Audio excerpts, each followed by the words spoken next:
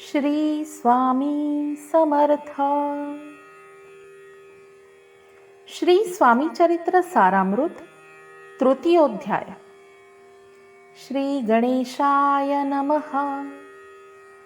धन्य धन्य ते या जगती स्वामी चरणी ज्यांची भक्ती, त्यांची नाही पुनरावृत्ती, पद पावती कैवल्य.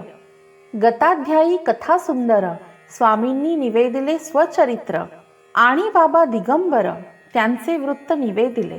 निर्विकार स्वामी मूर्ती लोका चमत्कार दाविती, काही वर्षे करोनी वस्ती मंगळ वेढे सोडिले. मोहोळ माझी वास्तव्य करिता अप्पा टोळ झाले भक्त, तेथीचे साकल्य वृत्त अल्पमती केवी वर्णो.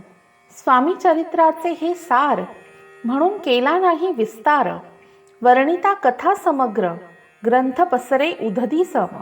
सवे घेऊनी स्वामींसी टोळ जाती अक्कलकोटासी, अर्धमार्गावरुनी टोळांसी मागे परतणे भाग पडे. टोळ आज्ञापिले सेवका, जोवरी आम्ही येऊ का, तोवरी स्वामींसी सोडू नका, येथेच मुक्काम करावा. टोळ गेलिया परतोनी स्वामी चालले उठोनी, बहुत वर्जिले सेवकांनी परी नच मानिले त्या. तेथोनिया निघाले अक्कलकोटा प्रती आले, ग्रामद्वारी बैसले यतिराज स्वेच्छेने. तेथे एक अविंध होता, तो करी तयांची थट्टा, परी काही चमत्कार पाहता महासिद्ध समजला. पूर्व पुण्यास्तव निश्चिती आले चोळप्पाचे गृहाप्रती, स्वामींची जाणोनी ईश्वर मूर्ती चोळप्पा करी आदर. चोळप्पाचे भाग्य उदेले यतिराज गृहासी आले, जैसी कामधेनू आपण बळे दरिद्र्याच्या घरी जाय. पूर्व पुण्य होते काठी म्हणून घडल्या या गोष्टी, झाली स्वामीराज भेटी परमभाग्य तयाचे. धन्य धन्य तयाचे सदन जे स्वामींचे वास्तव्य स्थान, सुरवरांचे दुर्लभ चरण तयाच्या घरी लागले.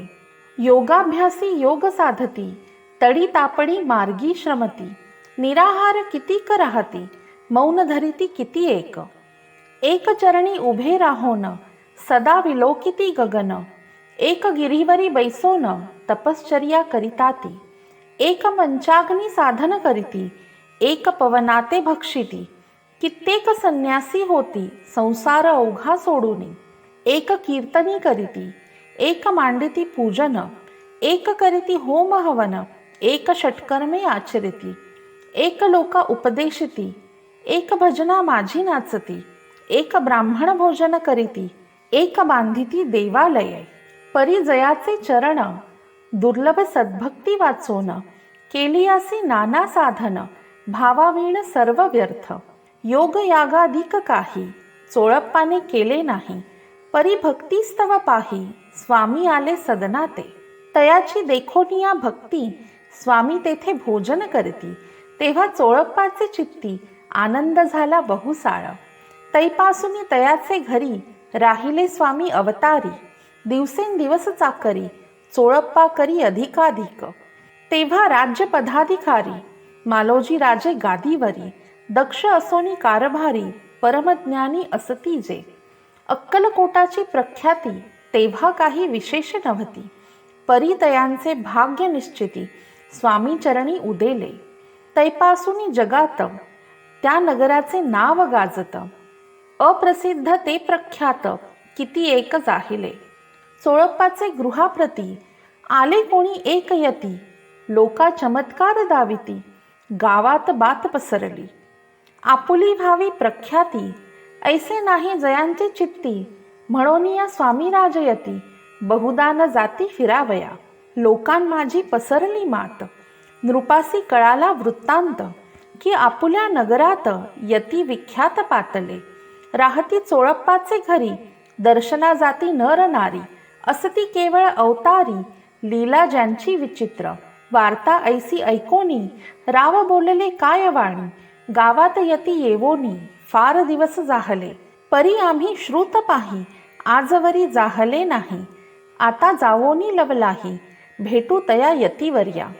परी ते केवळ अंतरज्ञानी ऐसी वार्ता ऐकली कानी, हे सत्य तरी येवोनी आत्ताच देती दर्शना. रावमुखातून वाणी निघाली, तोची यतिमूर्ती पुढे ठेली. सकल सभा चकित झाली, मती गुंगली रायाची. सिंहासनाखाली उतरवून राव घाली लोटांगण.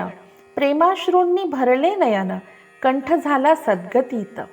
दृढ घातली मिठी चरणी, चरण धुतले नेत्राश्रूंनी. मग तया हस्तकी धरोनी, आसनावरी बैसविले. खूण पटली अंतरी, स्वामी केवळ अवतारी. अभक्ती पळोनी गेली दुरी, चरणी भक्ती जडली ती. सकळ सभा आनंदली, समस्ती पाऊले वंदिली. षोडशोपचारे पूजिली, स्वामी मूर्ती नृपराये. निराकार आणि निर्गुण, भक्तांसाठी झाले सगुण. तयांच्या पादुका शिरी धरोण, विष्णू नाचे ब्रह्मानंदे. इति श्री स्वामी चरित्र सारामृत नाना प्रकृत कथा संमत प्रेमळ भक्त परिसोत तृतीयोध्याय गोडहा. श्री स्वामी चरणार्पणमस्तु. शुभं भवतु.